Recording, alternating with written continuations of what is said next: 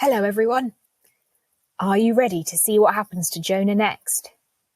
Over the last couple of weeks, we've seen what happened when Jonah tried to run away from God, God's power, and God's mercy for all people.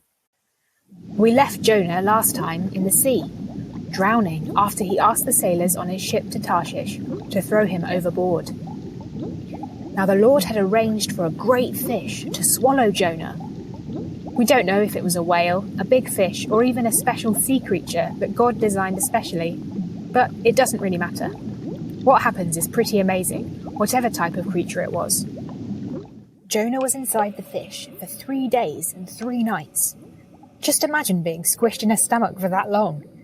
It can't have been comfortable or any fun. But Jonah was drowning in the middle of the ocean before. God sent the fish to save Jonah's life. God showed his great power again as the fish obeyed him. Jonah had a lot of time to think in the belly of the fish. He remembered God and began to pray. Finally, Jonah realizes that he's in trouble and asks God for help. He says thank you to God for not abandoning him.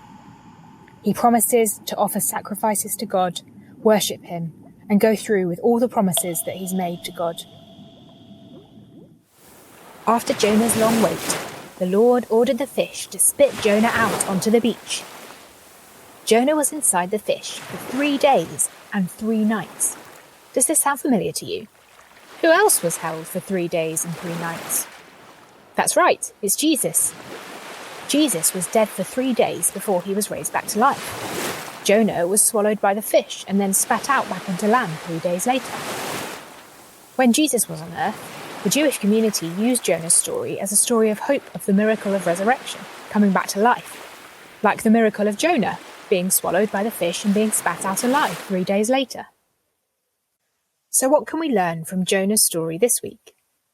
Well, God saved Jonah from drowning in the sea. So even when something feels scary, God always wants what's best for us. So often God is saving us from something worse. Being in the belly of a fish was way better for Jonah than drowning, even if it was uncomfortable. Also, when Jonah prayed, he remembered God's power and that he always saves us. Maybe we can try and write down when God saves us and helps us, so that when we look back on it, we know for sure that he will keep looking after us. Journaling our prayers and looking back on them is a great way to see how God is answering our prayers all the time. And it helps us remember them too. We can also know that God cares for and uses all of us, whoever we are.